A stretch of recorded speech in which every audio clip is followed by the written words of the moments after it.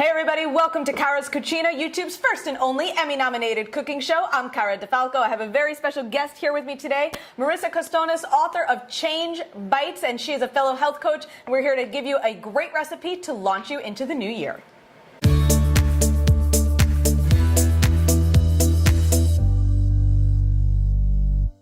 Marissa, thank you so much for joining me today. I'm so happy to have you. Tell everybody what we're making today. Well, thanks so much for having me. First of all, I'm thrilled to be here. Today we're going to make a lasagna. Okay. Now, I know you think just a basic lasagna, but this is a little bit different. This is like a kitchen sink lasagna, which means basically whatever's in your refrigerator you can use for this lasagna. Today we're going to make it gluten-free and dairy-free. Wow. Certainly it doesn't have to be, but I guarantee that if you didn't know it was gluten-free, you'd never know. You'd never know. And we're going to start off by making a really quick basic sauce, right? Yeah, so let's go ahead and start with just a really quick and basic sauce. We're going to heat up some olive oil. Okay. And then, what terrific doesn't start with garlic and olive oil? Right. I chopped up a little bit, and then we'll use some whole as well. Okay. Just to infuse the flavor. I know, it smells so good in here already. It doesn't take long. And then I promise if you're making this for a family, if you add the chili flakes, it's not going to be hot. Yeah. It'll burn out, like nobody will taste it. It just gives it a little bit of extra flavor. So in about 2 minutes, this kitchen's gonna smell absolutely incredible. I agree. So we'll heat this up for a little while. You have to be careful not to burn your the garlic. You got it. And what I did is I chopped up 2 onions, and I thought what we could do is use half for the sauce, and we'll use half The for other the half vegetables in the lasagna for the lasagna itself. So, one of the things I love about your videos, by the way, is that you're a big hand user. Ah, as yes. am I. Ah, yes. Well, again, you know, it's home cooking, so I always tell people, you know, use what you like. Leave it out if you don't. I don't know why it tastes better when you use your hands. Yes, They're the best tools you can have. Absolutely. Absolutely. All right, so we're gonna put a little bit of garlic in here just because who doesn't love garlic? And we're going to heat this up, and I'm gonna turn it up just a tiny bit until all of the onions get a bit translucent, and we'll let the olive oil coat and let all the flavors blend. Our onions are sauteed. Smells amazing in here. Doesn't it? Yes. It's like the best smell ever. Yeah, pretty much. Pretty much. So we've got a couple containers of crushed tomatoes, right? Absolutely. This is just 3 containers of crushed tomatoes. And I like to make a little bit extra because with... Can I use this? Oh, Get this out of absolutely. here? Thank you. What I do with the extra filling, whatever doesn't fit in the lasagna, I add the vegetables and the turkey sausage back into the sauce, and then we have a primavera sauce to use for pasta later. You can freeze it. So I say the more the merrier. I like it. Yeah. No. Anytime you can get more out of the time you spend in front of the stove, I think that's worth it. It's definitely a few uses. Now, I know there's 2 different thoughts on basil. You can add it during or after. I'm a big fan of basil, so I tend to use it during and after. I think you just can't go wrong. And what I like what you did, and you guys didn't get to it, but you just grabbed that and just ripped it apart. I mean, it doesn't have to be fancy. No, it really doesn't. In fact, I think it's better that way when you just tear it. Just tear it. I think it's more authentic. I'm going to add, even though I know we have a lot of garlic and onion, I just think a little bit of extra garlic and onion, because I put it in pretty much everything I cook, is a good idea. It gives it that extra boost of flavor. So we're going to let that simmer, and because this is cooking in the lasagna, we really only need to let this simmer for a little bit while we're putting together the lasagna. The rest of the lasagna. Okay, so we're gonna let this cook. It takes about 10 minutes. We're gonna clean up and get ready to start assembling. Sounds good. To make the filling for our lasagna, Marissa's got some turkey sausage, right? Was it turkey sausage or just I regular? have a little bit of turkey sausage, and again, you can use any sausage that you want. I just Or not. or no sausage. You can easily make this vegan. I'm going to put a little bit of olive oil in here. Now, for extra flavor, what I did is I did 2 links of regular mild Italian sausage, and then I did 1 link of hot. Again, it's not going to be hot. It just gives it an extra bit of flavor. A little bit of extra flavor. That's right. So we're gonna start off by browning this. We're going to brown this, and I like to chop it up really fine. Thank you. No problem. I don't really like a lot of giant pieces of meat or even vegetables. I chop my vegetables up really small. I just find that it all just becomes much more seamless and melds into the lasagna better. And this is going to give it a great flavor.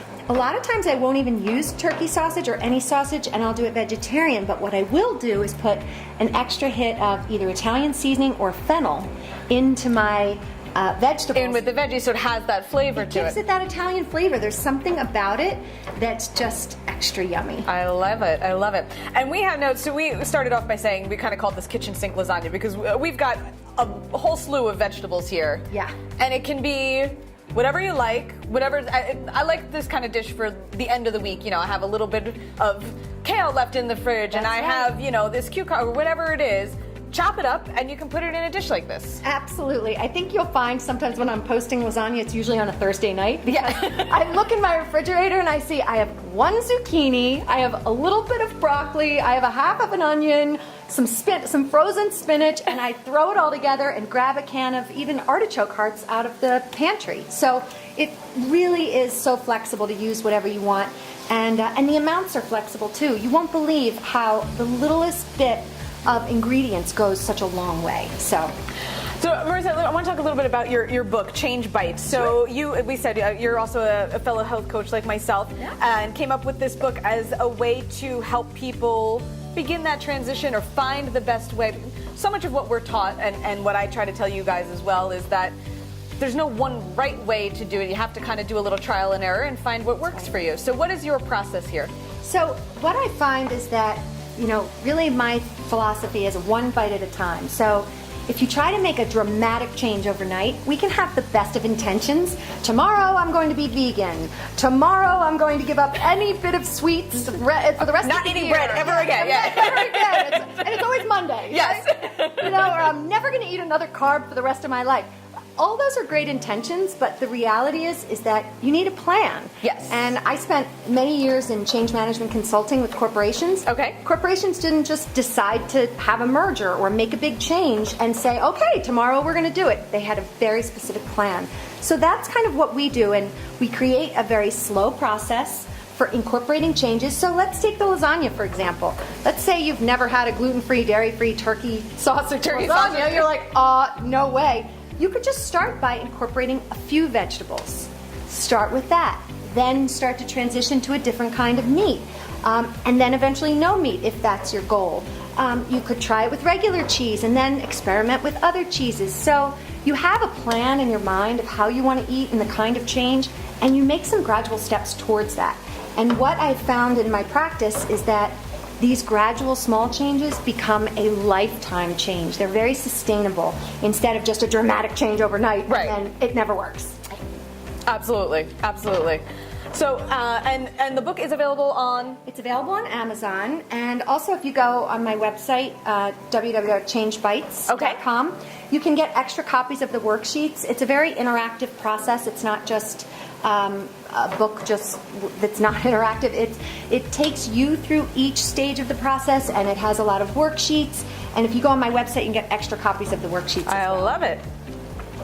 Sausage and brown, we pulled it out, set it aside, but we left the fat in the pan, and I like this because I think it's a good use of all of your ingredients, so we're not wasting food. It basically really is, and I think that there's still there's not a ton of fat in there, and I think that it just has so much flavor. And we were going to add a little bit of olive oil anyway, so why not? Why not use it? So what we're going to do is we're going to saute some onions, and this was a pretty big onion, yes, so maybe that should do it. That should do it. And we'll turn this up a little bit. The key with putting together this lasagna is you want to think about, I always start with onions because they start to caramelize, and the bit more they cook, the more flavor they have. Yes. But then you need to start to think, what of my vegetables do I have are going to take the longest to cook? Mm-hmm. So if ever I use carrots, and again, you can use long carrots, short carrots, I use those little ones. The little baby carrots? Baby carrots, I chop them up real small, but because these are harder, you want to put these in the pan. They take longer to cook. Earlier, yeah, because they will take longer to cook. So we're going to put the carrots in there. Why not? And that's always a good rule. Generally, a root vegetable will take longer than most anything else. Yes. So we're going to cook that.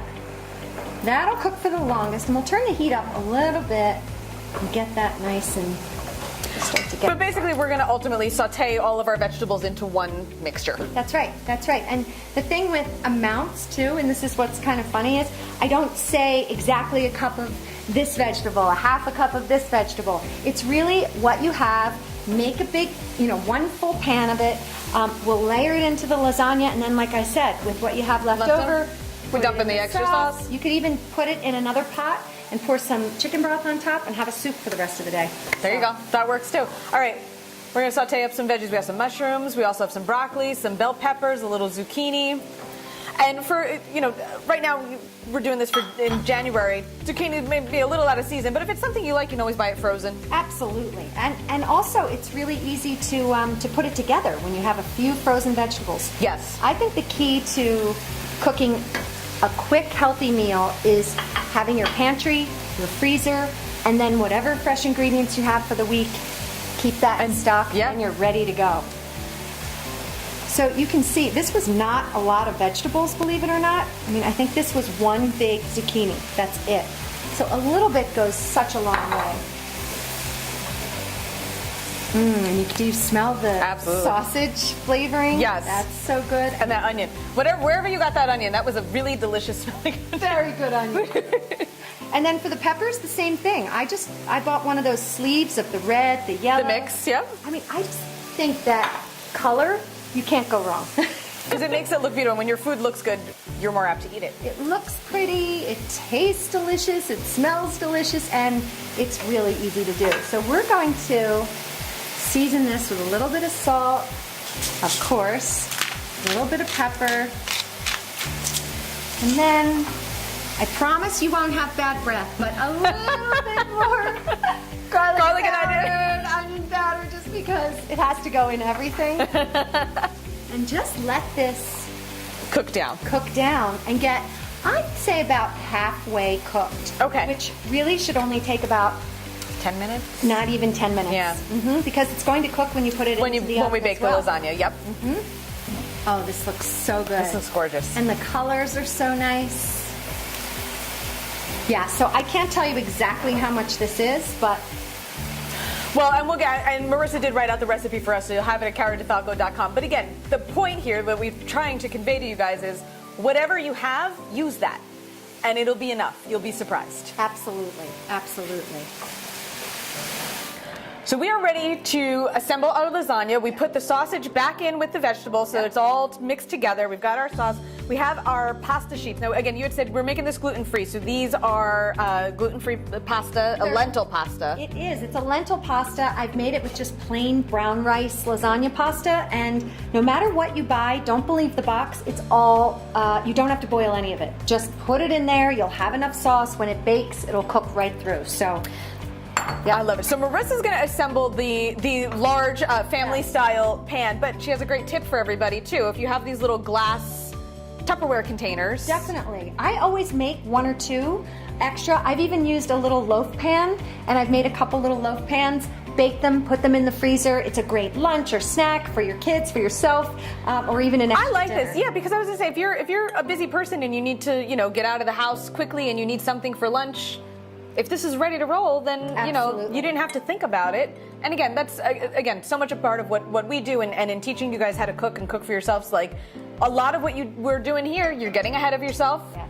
You're doing double duty with a lot of these dishes. And if you do something like this, now you're ready for the week. You are ready. And it's the same thing with the recipe techniques. We talked about making this, adding some chicken broth with the leftovers and making a soup. You could also use this and add it to a risotto.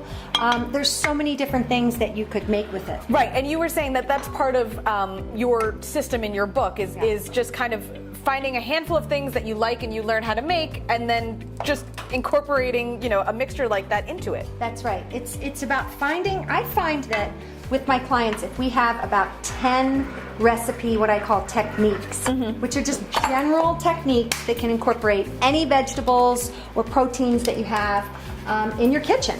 And if you can master 10 of them, sometimes we all get paralyzed with way too many recipes. We go on Pinterest and we have the best of intentions and maybe we don't print them out, or we never make them. And I find if you have your go-to, most people have a go-to of maybe 3 things.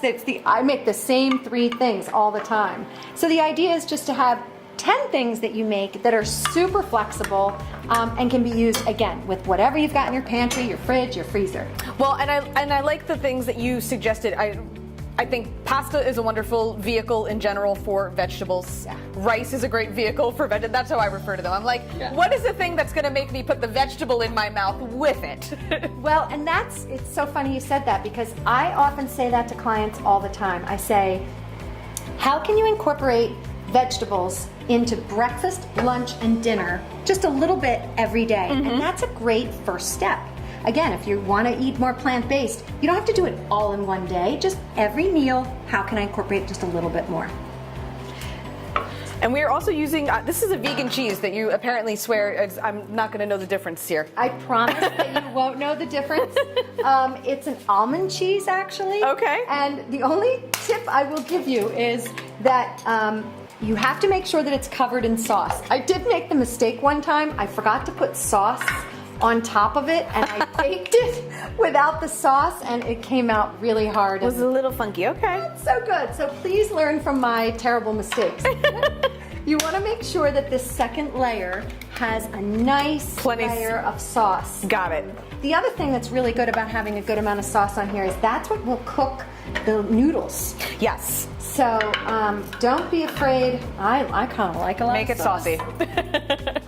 And the way this recipe works is I only do 2 layers. Okay. And it's more than enough. So layer it on. You do the sauce, the noodles, the veggies, the cheese, and you are good to go. And again, when you're done, it's gluten-free, dairy-free. The only thing that's not dairy-free is we are going to top it with a tiny bit of Pecorino Romano. Which again, you can leave out if you wanted You it to. can leave out. Well, and you said you bought a sheep's milk one, so which again, something that a lot of people might tolerate a little bit better than a cow's milk cheese. Absolutely. And you know, they now have on the market a variety of different veggie cheeses Yes. that have the same consistency, and you can pour right on top. So they taste just as good. But you know, I used to think lasagna was such a pain to make, but once I figured out that, you know, you could also add ricotta to this. There's a delicious non-dairy ricotta on the market by a company that just came out, and that's delicious too. But I like to just keep it super simple. I do the 1 cheese. I have some people stop me and say, I love your lasagna and I make it for my family all the time, and that just makes me very happy. Yes. All right, so we're gonna layer this up, and it almost looks like a cake. It's delicious. I know it's pretty in the glass dishes, actually. You can start to see all the layers. The only thing I will have you do is you might want to take out the giant The whole cloves pieces of garlic? garlic. I don't know what you're talking about. I know, my husband, he would say the same thing. He loves it. So, all right. So that should do it, and then we'll just put a little bit of the cheese on top. And if you want to make are you making a 3rd layer? I do a top of pasta, and then I'll put a little more sauce, and then we'll put the. I love that. See how flexible? Perfect. Which again, yes, you can make it however you like. You can make it however you like. The other thing that I really like is that once I make this is great if you have kids that are on different schedules. You've got one at a game and somebody's in, somebody's out. I make 1 or 2 of these, leave it out on the counter. They're so easy to They can heat help up, themselves. and they can help themselves.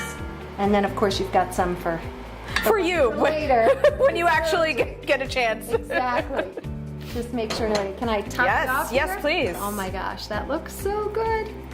The question is, who's going to get the bonus one? Yeah.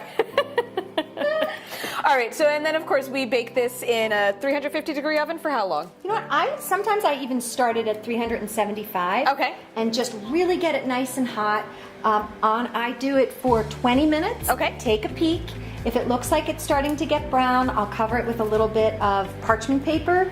Works just as well as tinfoil. So we're just going to do it for 20 minutes at 375. Then we'll drop the temp to 350 and maybe another 15 minutes depending on your oven. It really doesn't take long. Perfect. All right, lasagna baked. We got to dive in, give it a right. taste. Oh yeah, It's so good. it really is so good. Can I say that? Yeah, you're totally allowed to be impressed with yourself and your own food. Absolutely. Marissa, I can't thank you enough for coming out and teaching us this recipe. Thank you so much, guys. Once again, the book is Change Bites. I love that title, by the way. Thanks. Change Bites you can find on Amazon. You can find Marissa at, what's your website? Changebites.com. Change and Bites. Instagram, Change Bites, Facebook, Facebook, Change Bites as well. That is awesome. And of course, guys, you will get this recipe at caradefalco.com. If you haven't already, please subscribe to the channel. Give this video a thumbs up. We always appreciate it. And you can find me at Cara DeFalco, Facebook, Twitter, and Instagram. I will see you guys next time. Bon appetit.